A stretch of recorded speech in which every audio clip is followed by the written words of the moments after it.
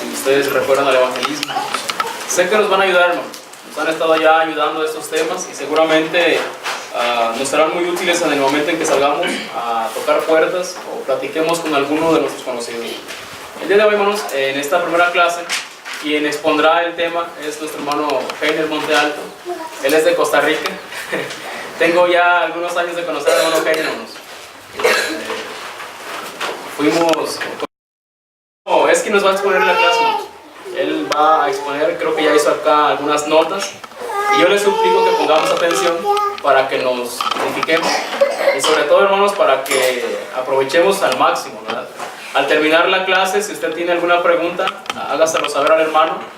Aunque al final del curso, hermanos, al final del curso, el día sábado sobre todo, tendremos un buzón en el que estaremos poniendo algunas preguntas. Vamos a usar la última sesión para preguntas y respuestas que nuestros hermanos, tanto el hermano White, el hermano Heiner, estarán contestándonos. Entonces, vamos a escuchar, hermanos. Mientras tanto, los niños van a pasar a su clase, hermanos, por favor. Los niños y los preadolescentes también. Muy bien.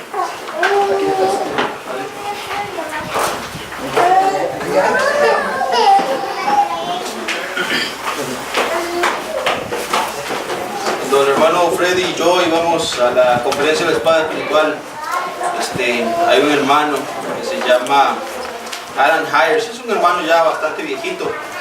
El hermano comenzaba, ¿verdad?, en su introducción de 40 minutos diciendo que me recuerdo cuando estaba en este lugar y recuerdo el árbol que estaba de este lado y recuerdo la silla que estaba de este lado, y comenzaba el hermano de esa manera su sermón, 40 minutos de esa manera. Y entonces ahorita pensaba de que por ahí ya vamos construyendo historia también, que ya uno comienza a tener memorias, ¿verdad? Y el corazón mío en el mes de mayo está en México, siempre. Así que desde Costa Rica, hermanos, un saludo de parte de la Iglesia de Cristo en Moravia. Les amamos, oramos por ustedes y esperamos disfrutar al máximo como ya lo hemos estado haciendo estos días con ustedes. Vamos a hablar el tema, ¿verdad?, que tenemos para el día de hoy. Quiero que sea a manera de clase, que ojalá podamos participar. La idea es que aprendamos juntos lo que nuestro Dios quiere enseñarnos. El tema que el hermano asignó para nosotros fue preguntas comunes en un estudio bíblico. 5 preguntas comunes. Lo reduje a 5, ¿verdad? Estuve preguntando a 10 predicadores en Costa Rica que tienen algunos años de predicar, cuáles han sido las preguntas más comunes que ellos han encontrado a lo largo de los años. Así que de la respuesta de estos 10 hermanos pude sacar 5 de las preguntas más comunes. Pero para iniciar, a manera de introducción, yo sé que el hermano Wade ya se introdujo también, introdujo el tema el martes. Sin embargo, en Ezequiel capítulo 37, usted y yo leemos al profeta Ezequiel, y del versículo 1 al versículo 5 observamos cómo Dios, ¿verdad?, lo coloca frente a este valle de huesos secos, y el énfasis en el pasaje es que eran huesos secos en gran manera. No nada más eran secos en gran manera. Y le pregunta a Dios a Ezequiel, hijo de hombre, ¿qué ves? Él dice, veo un valle de huesos secos en gran manera. Y Dios le dice a Ezequiel, ponte en pie, hijo de hombre, y predica, profetiza, ¿verdad? Predica a este valle de huesos secos. Ezequiel quizás no vio sentido a esto. Sin embargo, comenzó a predicar, comenzó a profetizar en este valle de huesos secos. Y he aquí, dice el versículo 5 en adelante, ¿verdad? Había un ejército en pie. Hermanos, es precisamente la labor de la iglesia. Ustedes y yo estamos frente a un valle de huesos secos. Y quizás usted y yo podamos hacernos la pregunta, ¿por qué nosotros hemos de predicar a este valle de huesos secos si están secos en gran manera? No hay posibilidad de que estos huesos revivan. Pero la palabra de Dios tiene poder. Amén. Y sigue teniendo poder. Usted y yo simplemente somos instrumentos. Así que cuando hablamos del evangelismo, estamos hablando de algo con poder, algo que no proviene del poder de usted, proviene de la palabra de Dios. El evangelismo se ha descrito también como una pesca de hombres, ¿verdad? Estamos pescando hombres, estamos buscando cómo ganar, hermanos, no estamos buscando cómo ganar argumentos, estamos buscando ganar almas. Yo creo que esta parte debiéramos de tenerla siempre muy en cuenta. No se trata de ganar argumentos, se trata de ganar almas. Para iniciar la clase de esta parte más bien, que por cierto, ¿cuántas horas me dijo hermano Jaime? 3 horas. Gracias. Las preguntas son un arma de doble filo.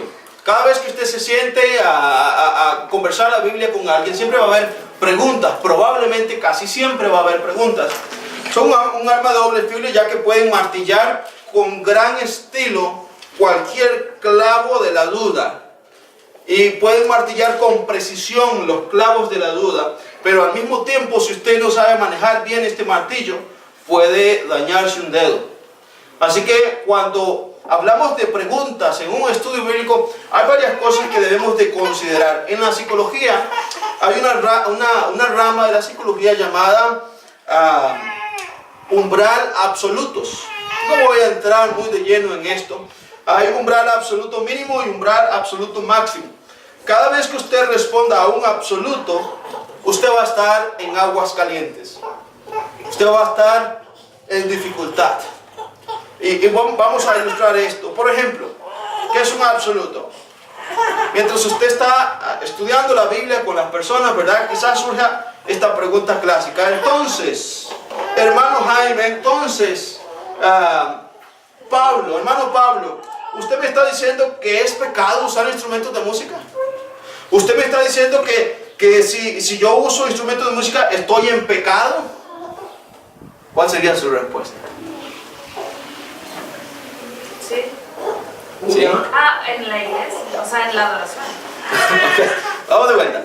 Usted está en un estudio bíblico, ¿verdad? Con la persona y de repente salió el asunto de los instrumentos de música. Usted comenzó a explicar con pasajes de la Biblia y la pregunta surge así como de repente, lo agarran a uno desprevenido, ¿verdad? Entonces usted me está diciendo que usar instrumentos de música es pecado y que si los uso yo estoy en pecado. No. Lo dice la Biblia. Solo por usarlo, ¿no? Esa es una pregunta de un absoluto. Y es ahí donde tenemos que tener mucho cuidado. Porque nosotros, y está bien las respuestas que ustedes están dando, pero queremos entender bien el tema. En Juan capítulo 8, versículos 31 al 32, Cristo dijo, ¿verdad? Conoceréis la verdad y la verdad os hará libres. Ok, existe una verdad y es una verdad absoluta. Usted y yo sabemos que usar instrumentos de música en la adoración a Dios es pecado. Sabemos eso. Pero a la hora de pescar almas, hermanos, asegúrese de que no le corten la cuerda muy rápido. Y con una pregunta de ese tipo, si usted no maneja bien la pregunta, le pueden cortar la cuerda. Este es un absoluto. Porque lo está obligando a responder en un sí o no. Eso es un absoluto. Sabemos que la Biblia enseña que es pecado, ¿verdad? Pero ¿cómo respondemos entonces a un absoluto en un estudio bíblico? Lo que la Biblia enfatiza es lo que puede ser una mejor manera para que no le corte la cuerda inmediatamente. Si usted contesta la pregunta sí, probablemente le vaya a decir la persona, ok, vea, yo no voy a cambiar mi idea de pensar. Usted está diciendo que estoy en pecado, entonces por favor, levántese y váyase de mi casa. Ha pasado, hermanos, ha pasado. Entonces, otra manera quizás de responder a esta pregunta es usar algunos pasajes y como una recomendación personal, ármese de un arsenal de pasajes, ¿verdad? Y deje un pasaje que sea claro, que sea sencillo, que sea directo, quizás al final.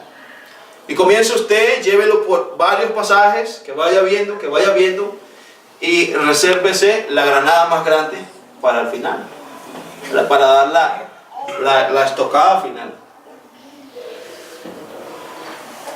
Vaya conmigo a Mateo capítulo 11, versículo 1 al 5.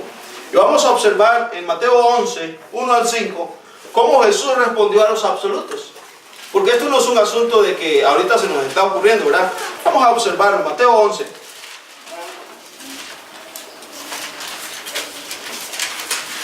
1 al 5. Matthew 11, 1 to 5. Cuando Jesús terminó de dar instrucciones a sus 12 discípulos, se fue de allí a enseñar y a predicar en las ciudades de ellos. Y al oír Juan en la cárcel los hechos de Cristo, le envió 2 de sus discípulos para preguntarle: observe la pregunta, ¿eres tú aquel que ha de venir o esperaremos a otro? Respondiendo, les dijo Jesús. Quedémonos ahí por un momento en la pregunta que hace Juan. ¿Eres tú aquel que había de venir o esperamos a otro? ¿Qué hubiera pasado si Jesús hubiera respondido a esto con un sí, con un absoluto? O más bien, déjeme le cambio la pregunta. ¿Por qué Jesús no respondió sí, yo soy?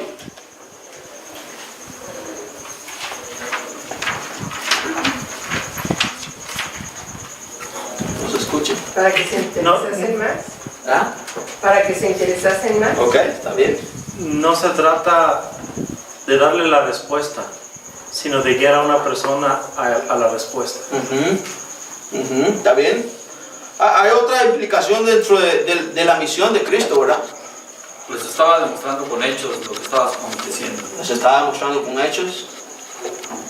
¿Qué más pudiéramos mencionar? Sí, Juan, yo soy el que había de venir. Hizo que los que iban a ser mensajeros estuvieran convencidos. Eso, ajá. Hubo un momento, ¿verdad?, en que Cristo ya comenzó más abiertamente a proclamarse, a dar evidencias más fuertes, a abrirse al mundo, ¿verdad? ¿Se acuerdan en Juan capítulo 2 con el vino en agua? Lo que le dijo a su madre: ¿qué tienes conmigo? ¿Mi hora todavía no ha llegado? Entonces, podemos inferir, hermanos, de que en algunas ciudades, en algunos lugares, no era conveniente que Jesús dijera: sí, yo soy el Hijo de Dios, abiertamente. Lo hubieran agarrado, lo hubieran encerrado, lo hubieran matado antes de tiempo. Entonces, observe la respuesta de Jesús, versículo 4. Respondiendo Jesús les dijo: id y haced saber a Juan las cosas que oís y veis. Los ciegos ven, los cojos andan, los leprosos son limpiados, los sordos oyen, los muertos son resucitados, y a los pobres es anunciado el evangelio. Esa fue la respuesta de Jesús al absoluto, ¿verdad? Entonces, de Jesús aprendemos de que en algunas ocasiones es conveniente responder con un sí o un no, pero tengamos cuidado, analicemos a la persona y por sobre todo recuerde que no le corten la cuerda muy rápidamente. 5 preguntas más comunes. Número 1, vamos a ir de menor a mayor. La pregunta quizás menos hecha hasta la más común, que sería la número 5. En primer lugar, ¿puede Dios perdonar todos mis pecados? ¿Puede Dios perdonar todos mis pecados? ¿Cómo respondería usted a esta pregunta en un estudio bíblico, si fuera el caso? Sí, diría que sí. ¿Okay? Estamos respondiendo en absolutos otra vez, ¿verdad? La palabra dice que sí, y allí me voy a ejemplos bíblicos. ¿Ok? Una de las cosas que debemos de hacer también, hermanos, es escuchar cuidadosamente la pregunta. Escúchela, repásela dígala otra vez en su mente, analícela y trate de observar cuál es la intención de la pregunta. ¿Hacia dónde va la persona cuando le está haciendo la pregunta? Quizás a veces la pregunta en sí no es tanto lo que la persona quiere saber, sino más bien la intención que la persona tiene a la hora de hacer la pregunta. Cuando usted escuche la pregunta, automáticamente, siempre, hermanos, permita que su cerebro ubique algún pasaje bíblico que responda a la pregunta. Que no sea usted. Sí, no. Cuando escuche la pregunta, vaya a la biblioteca de su mente y dígale al bibliotecario que le pase un pasaje, ¿verdad?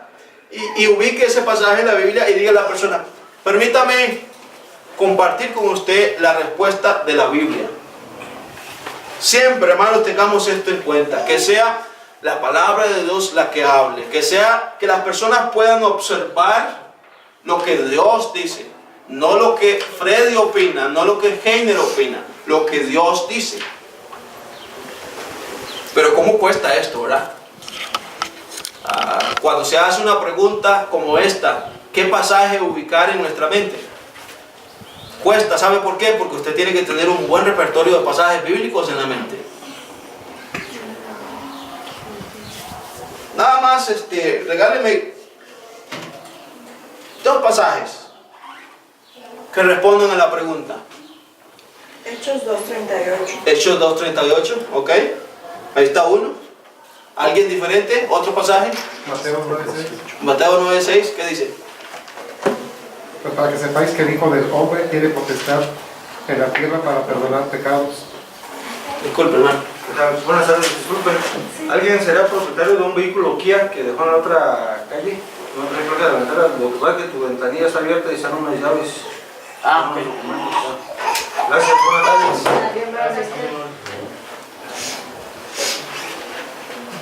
Ahora sí, hermano. Adelante. No lo escuchamos por la interrupción. Pues para que sepáis que el Hijo del Hombre tiene potestad en la tierra para perdonar pecados. Ok. ¿Recuerda cuál era la pregunta? Ok. Hebreos 10:17. Hebreos 10:17. La última parte del versículo dice, nunca más me acordaré de sus pecados e iniquidades. Otra de las cosas, a la hora de ubicar el versículo, a la hora de dar la respuesta con el versículo, lo que debemos de tener mucho cuidado es en qué contexto está ese versículo. Hay que tener muy presente el contexto. Usted puede explicar el contexto a la persona para que pueda ver más claridad, ¿verdad? En este caso, Hebreos 10:17, Dios desde el Antiguo Testamento a través de Jeremías estaba prometiendo, ¿verdad?, que iba a venir un nuevo pacto, que iba a haber una nueva dispensación, que no se iba a acordar de los pecados de ellos, pero aquellos quienes obedecen a este sistema nuevo de Dios en el nuevo pacto. Otra cosa que puede ayudar mucho a la hora de responder una pregunta como esta es tratar de quedarse dentro del mismo libro, ojalá. No ir tanto de un lado para el otro, para el otro, para el otro. Porque usualmente eso hacen los testigos de Jehová también. Y las personas están enteradas de lo que están haciendo los testigos de Jehová. Muchas veces se zafan de un pasaje para ir al otro, ¿verdad?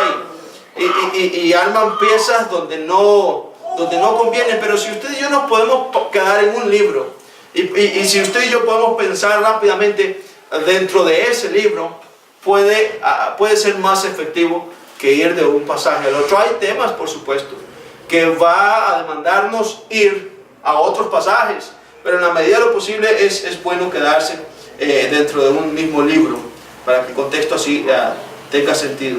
Por supuesto, Dios puede perdonar nuestros pecados, y en la respuesta a esta pregunta, el énfasis es puede. No significa de que Dios perdone todos nuestros pecados automáticamente, ¿verdad? Este puede es un puede, porque la paga del pecado es muerte, mas la dádiva de Dios es vida eterna en Cristo Jesús, Señor nuestro. Observe la pregunta otra vez. ¿Cuál es la pregunta? Que si Dios puede perdonar todos mis pecados. Ok.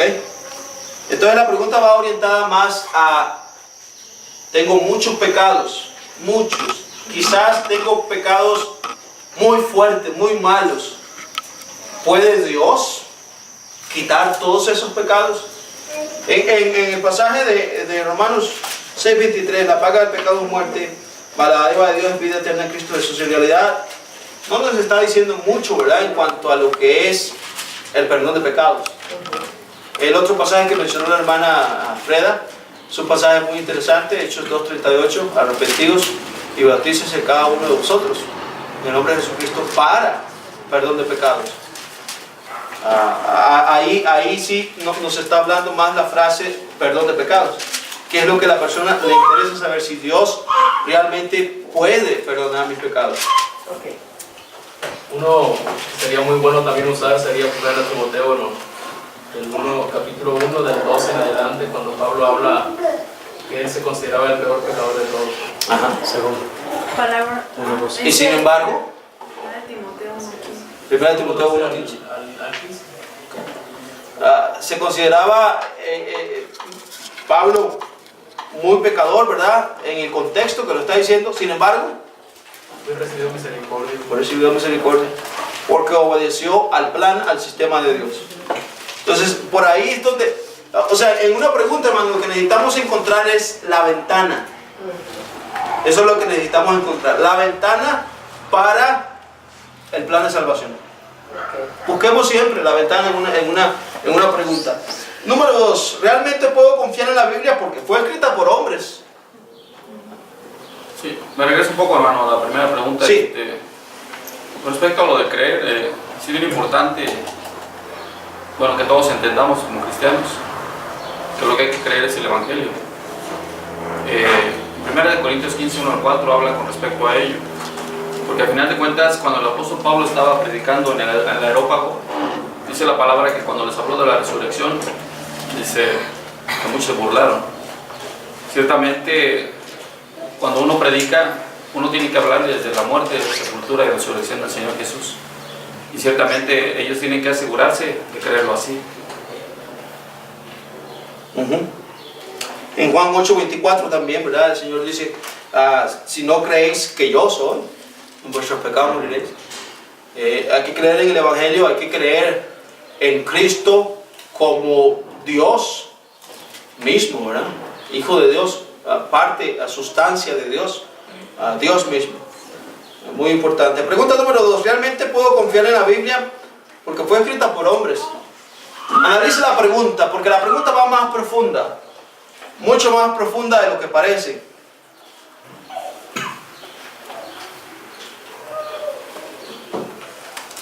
¿Puedo confiar en la Biblia porque fue escrita por hombres? Yo respondería no, si no hubiera evidencia. La pregunta está, hay una malicia en la pregunta, ¿verdad? La pregunta está diseñada para que la respuesta sea negativa al incluir la palabra hombres. Ciertamente la idea calvinista está detrás de esta pregunta. Calvino creía que todo lo relacionado al hombre era malo, siempre ha sido malo, siempre va a ser malo, y que por eso cargamos con el pecado original de Adán, y que de ahí, a partir de Adán, todos los hombres son malos. Esa era la idea de Calvino. Pero dicho sea de paso, esto no inició con Calvino. Esta idea del calvinismo no inició con él. Inició muchos años atrás con la Iglesia Católica Romana. Ellos, desde el concilio de Nicea, ya habían estado pensando en esto, y en el concilio de Trento, en 1512, establecieron esto como parte de su credo. Voy a citarles rápidamente lo que dice el catecismo. Usted puede tener acceso, dicho sea de paso, al catecismo católico a través del internet fácilmente. Usted puede leer, usted puede estudiar, analizar un poquito mejor cuáles son las reglas. Dios dice de cada uno de vosotros en el nombre de Jesucristo para perdón de pecados. Ok, lo dice para perdón de pecados. El versículo 41 dice que los que recibieron su palabra fueron bautizados, fueron zambullidos. Ok, yo fui zambullido en agua, completamente tapado por agua. Pero ¿qué dice el 42? Perseveraban en la doctrina de los apóstoles. Hay una letra que se nos complica a veces en la Biblia, ¿verdad? Y es la letra I. La letra I es una conjunción. Y lo que está haciendo es agarrando este concepto del versículo anterior y uniéndole a este otro versículo. Está junto, está unido, está trayendo el concepto a la misma conclusión. Entonces, después de haberse bautizado, estos hermanos perseveraban en la doctrina de los apóstoles. Usted fue bautizado en agua, fue bautizado para el perdón de pecados, fue totalmente zambullido, pero perseveró usted en la doctrina de los apóstoles inmediatamente después de hacer eso.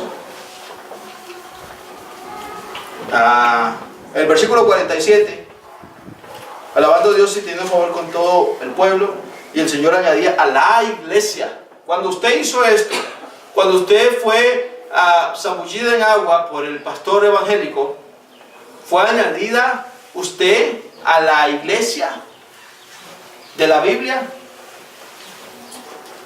Se quedó pensando mi mamá y dijo, no, pues no. Ok, entonces su bautismo no fue el bautismo de la Biblia. Tiene que cumplir estos requerimientos. Ser añadido a la iglesia. Eso es lo que hace el bautismo verdadero. Añadirle a la única iglesia del Señor. ¿Tengo que volver a bautizar? No.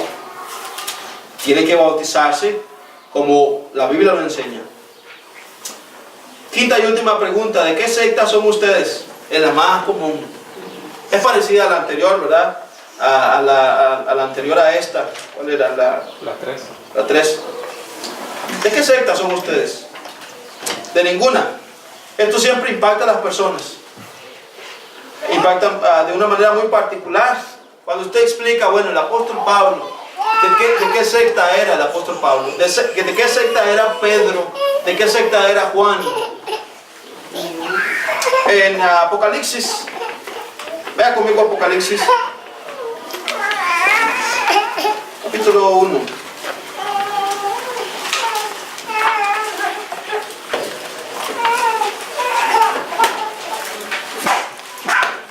Apocalipsis, 1:9. Cualquiera que guste leerlo. Yo Juan, vuestro hermano y compartícipe vuestro en la tribulación, en el reino y en la paciencia de Jesucristo, estaba en la isla llamada Patmos, por causa de la palabra de Dios y el testimonio de Jesucristo. Juan era parte del reino. El reino es la iglesia. Pero interesantemente, Juan dice que él era copartícipe de estos hermanos en la tribulación. Pablo también pasó por tribulación, y Pablo era compañero de Juan. Pedro pasó por tribulaciones y era compañero de Juan. Entonces, ¿de qué denominación era Pablo, Pedro y Juan? De ninguna. Eran parte del reino, eran miembros de la iglesia, una sola iglesia. Los tres entonces estaban en la iglesia. Basados en la evidencia, existe una iglesia que no es una secta. Podemos reconocer esta iglesia a través de las páginas del Nuevo Testamento mediante 1, 2, 3, 4, 5 características muy particulares, muy especiales. Número 1, su origen. Número 2, su respeto por el Nuevo Testamento. Número 3, su adoración. Y número 4, su organización. Estas 4 características son básicas de la iglesia única de la Biblia.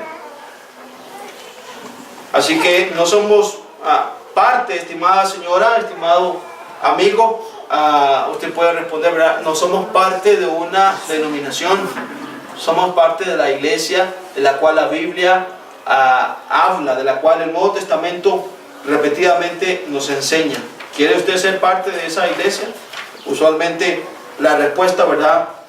Puede tardar algunos días, meses, años quizás. Sea paciente, ore, haga su trabajo con paciencia, con mansedumbre, con evidencias, analice, escuche. No nada más responda porque es lo que yo pienso, lo que yo opino, porque me parece que esta es la mejor respuesta. Trate siempre de presentar la evidencia a las personas y que las personas puedan razonar por sí mismas. Que Dios les bendiga. Amén. ¿Qué tenemos? ¿Receso? 5 minutos. 5 minutos de receso.